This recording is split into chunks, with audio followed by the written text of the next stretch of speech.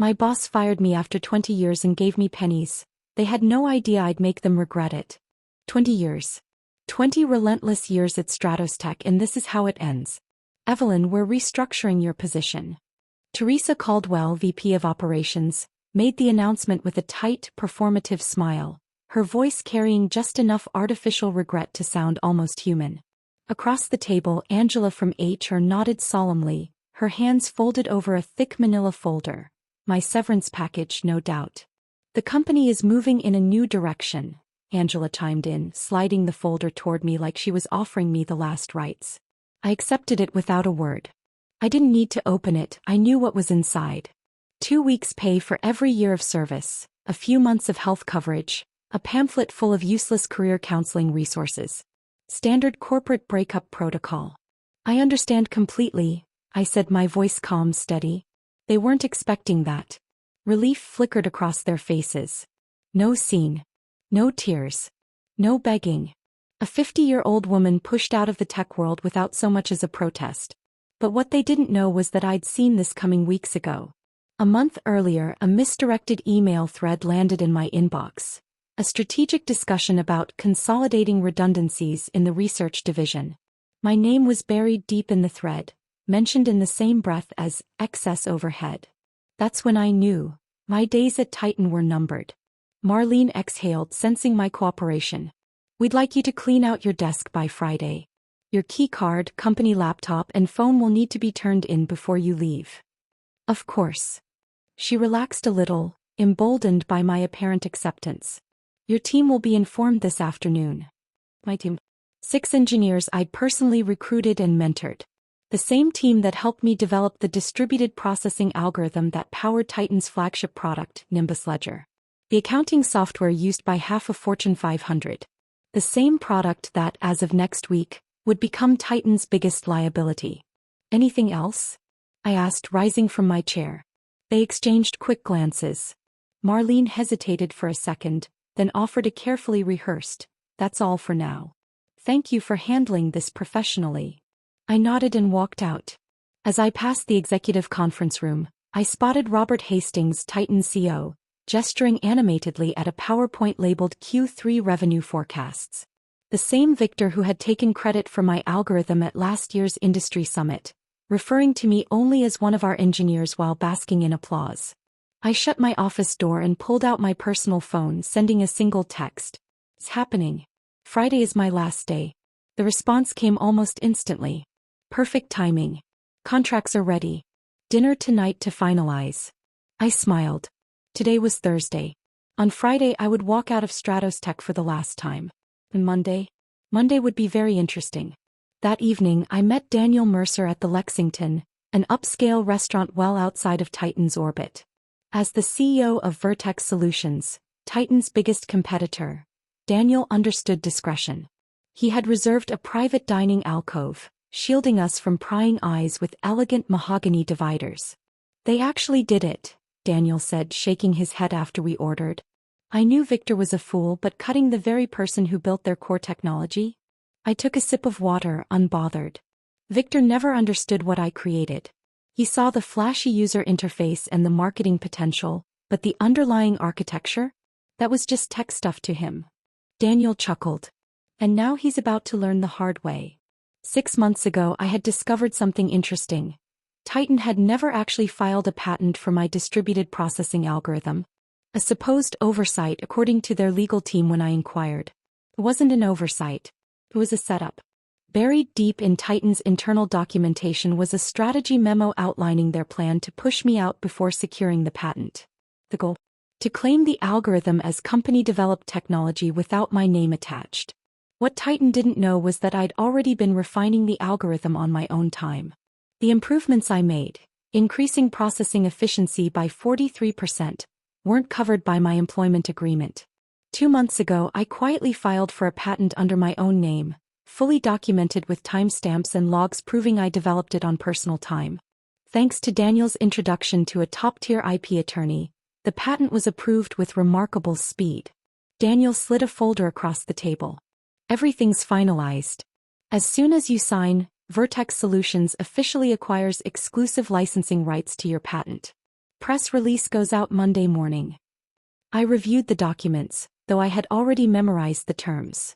A 7-figure signing bonus, substantial equity in Vertex Solutions, and royalties on every product using my algorithm. What do you think Victor's face will look like when he realizes what's happened? Daniel asked, smirking. I'm more concerned about my team, I admitted. They don't deserve to be caught in the fallout. Daniel nodded. Already handled. We have offers for all 6 of them. Senior roles. Significant raises. I picked up my pen and signed. In one stroke, I secured my future, protected my team, and ensured my name would never be erased from my own creation. To new beginnings, Daniel said, raising his glass.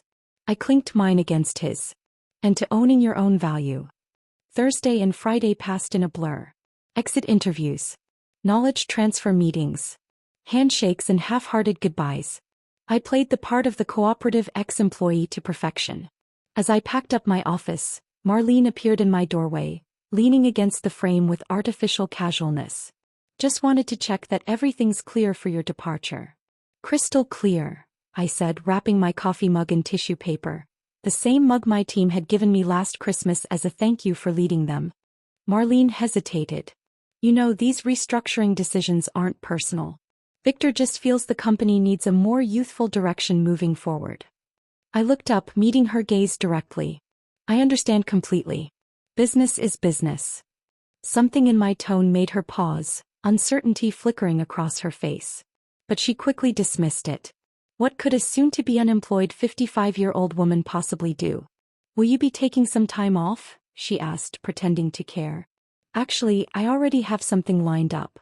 I placed the last item into my box and shut it. I start Monday. Surprise flickered across her face. That's fast. Anything interesting? I smiled. Very. A leadership position. I'm quite excited about it. Her lips parted slightly like she wanted to ask more, but instead she just nodded absently. Well, good luck with that.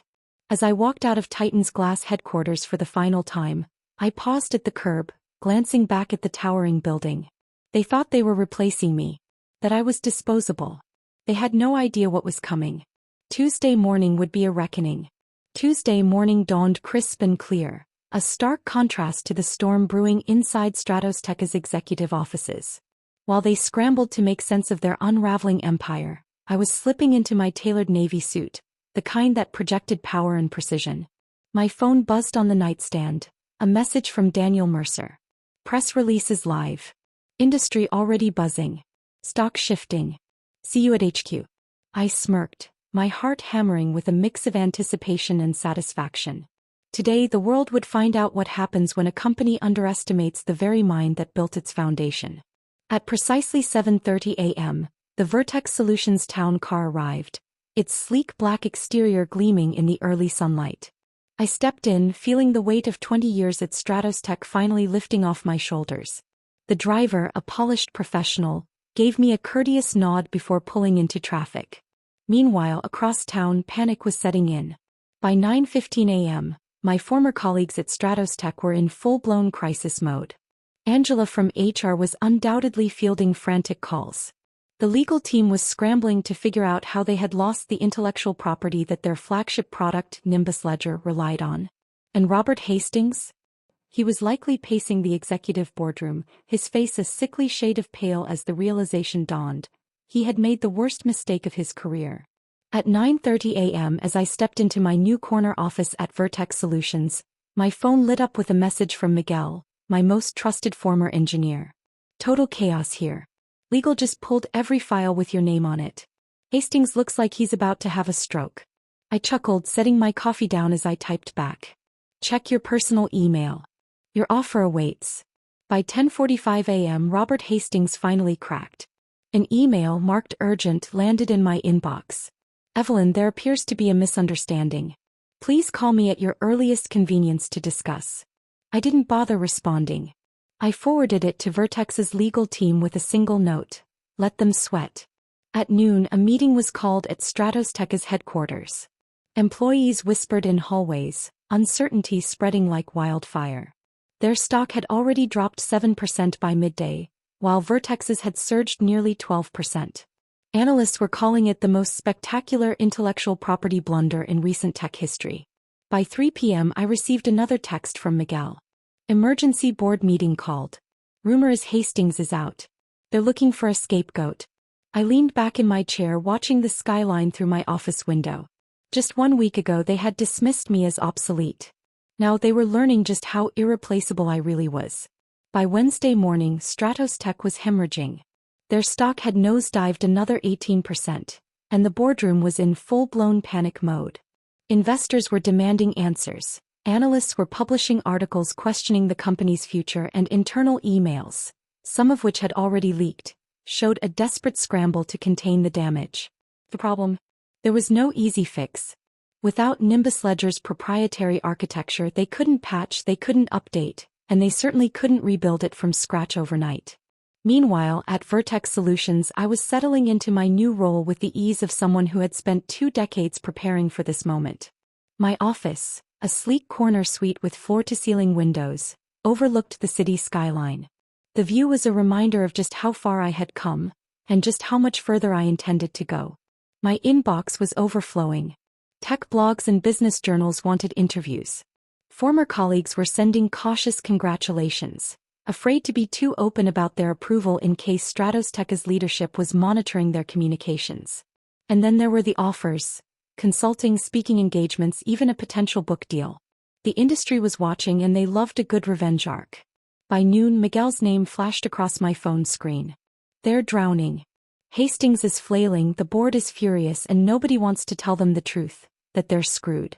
I smirked as I typed back. Let me guess. They're still pretending they can rebuild from scratch? Oh, absolutely. They've got some junior engineers working on a solution that's about as useful as a screen door on a submarine.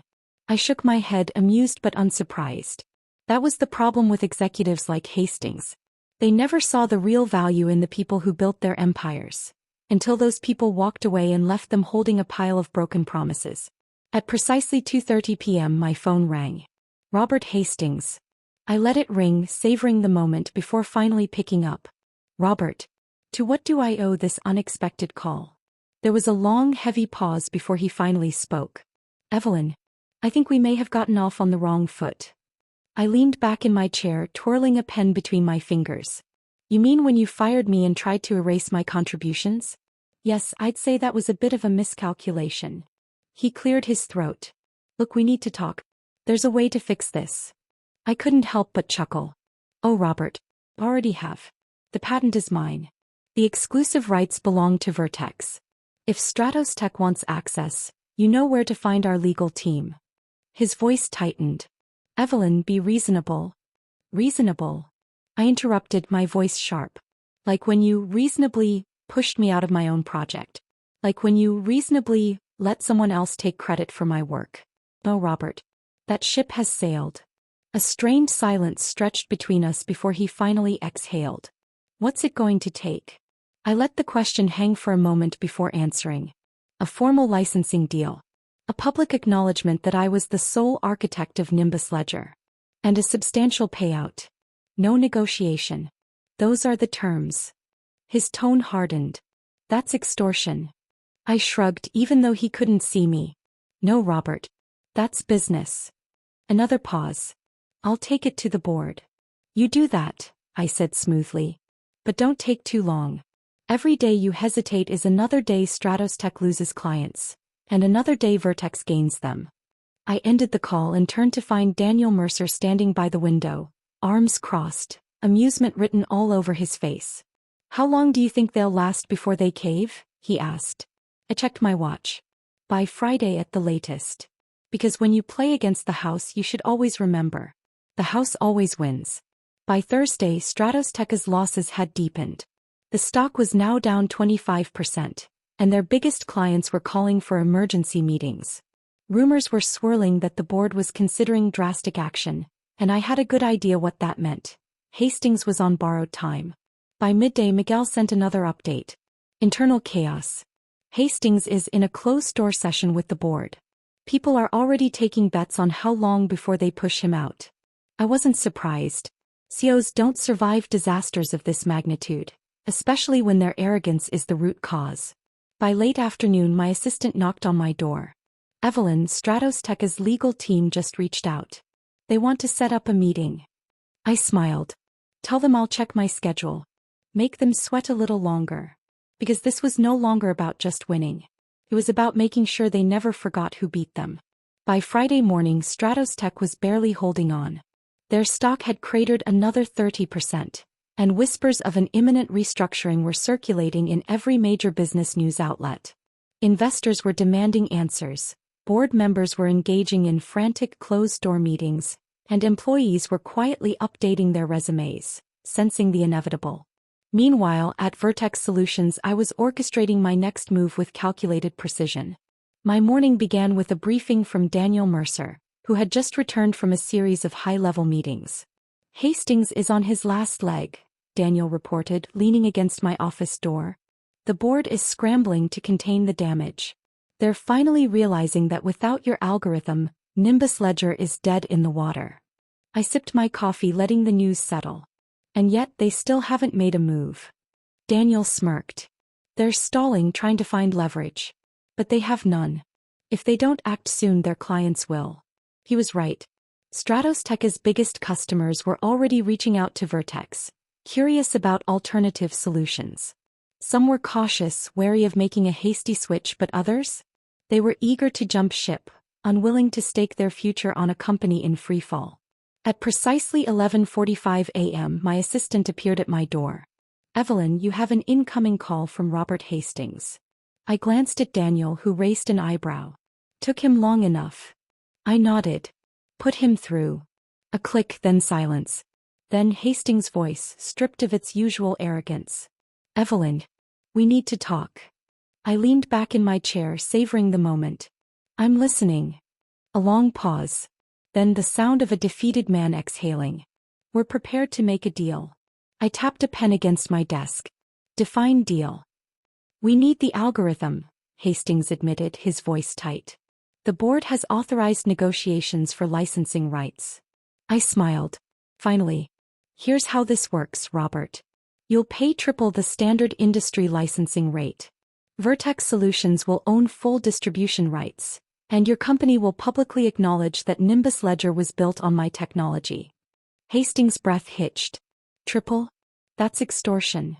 I shrugged, even though he couldn't see me. That's generosity.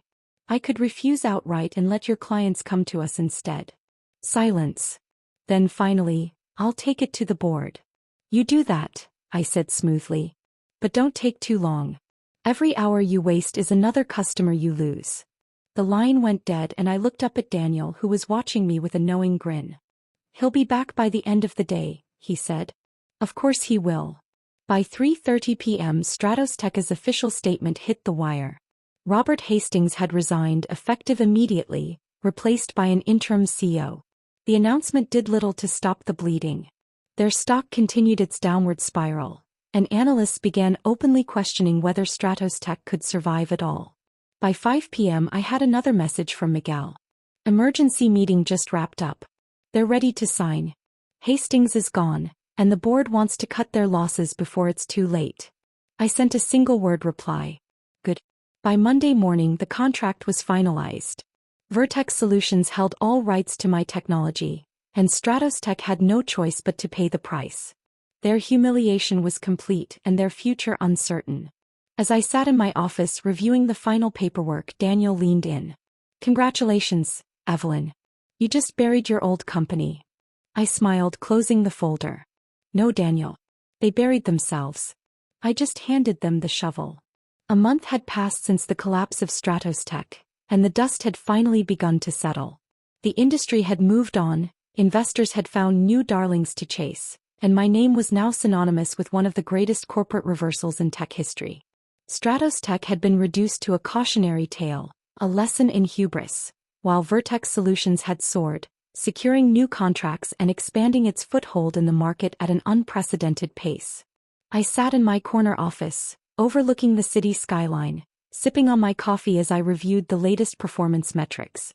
Our projections had been conservative. Revenue was already up 38% since the acquisition of my algorithm, and our newest clients were among the biggest players in the financial sector. The irony was delicious. The same companies that had once relied on Stratos Tech were now lining up to work with us, eager to leave behind the uncertainty of their former provider. A knock at the door. Daniel Mercer stepped in, holding a tablet with the latest industry report. "You're going to want to see this," he said, placing it on my desk. I glanced down at the headline, "From Innovator to Industry Titan, How Evelyn Shaw Redefined the Game." I smirked, flipping through the article. It detailed my journey from being dismissed at Stratos Tech to orchestrating its downfall and rising to a leadership role at Vertex. The article wasn't just about my success. It was a blueprint for every underestimated engineer, every undervalued innovator who had ever been pushed aside by corporate politics. "Looks like you're officially a legend now," Daniel said with a grin. "Even the analysts are admitting they miscalculated." I leaned back in my chair. They always do. The article also speculated on the fate of Stratos Tech. With its leadership gutted, its credibility shattered, and its former clients fleeing, the company was now in acquisition talks. A few major firms were circling like vultures, eager to pick apart whatever was left of its infrastructure. It was only a matter of time before Stratos Tech ceased to exist altogether. Another knock at the door, this time my assistant. "Evelyn, the Women in Tech Leadership Summit just sent over the details for your keynote speech next month. They want you to talk about ownership, intellectual property, and fighting for recognition." I nodded, taking the folder. "Schedule a prep meeting with the PR team." As she left, Daniel chuckled. "You're going to be the face of change in this industry. How does it feel?" I thought about it for a moment. Vindicating. But it's not just about me anymore. Stratos Tech had underestimated me, but they weren't the only ones. I knew there were thousands of other engineers, developers, and creators out there who had their work taken, who had been pushed aside, who had been told they were replaceable. Now they had proof that they weren't. "This is bigger than one victory," I said. "It's about setting a precedent. Companies that undervalue their talent won't survive the next decade." Daniel nodded, understanding. "And what's next for you?" I smiled, setting down my coffee. "We build. We innovate. We make sure that no one ever questions who's responsible for the future of this industry again." Later that afternoon, I met with the board of Vertex Solutions to outline the next phase of expansion. It wasn't just about dominating the market, it was about revolutionizing it. I had plans for a research division dedicated to cutting-edge advancements, ensuring that the mistakes of Stratos Tech would never be repeated under my watch. The board members listened intently, nodding in agreement as I laid out a vision that would solidify Vertex's place at the forefront of innovation.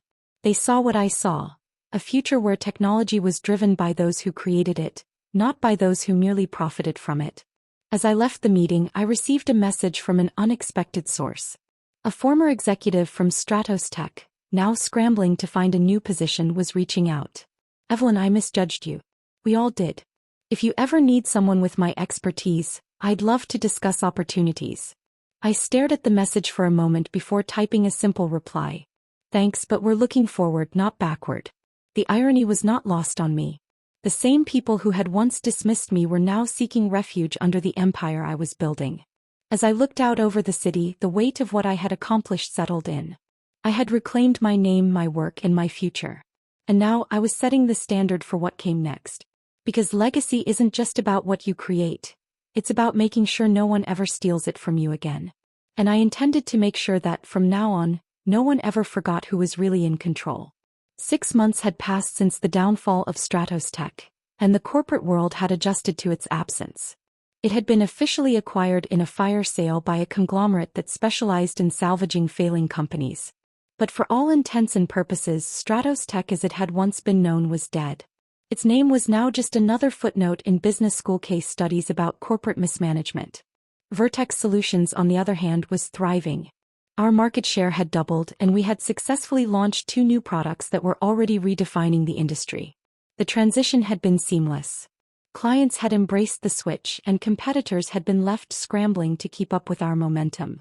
I sat in my office, reviewing the final draft of my upcoming keynote speech. The Women in Tech Leadership Summit was just days away, and I had a message to deliver. One that went beyond personal victory.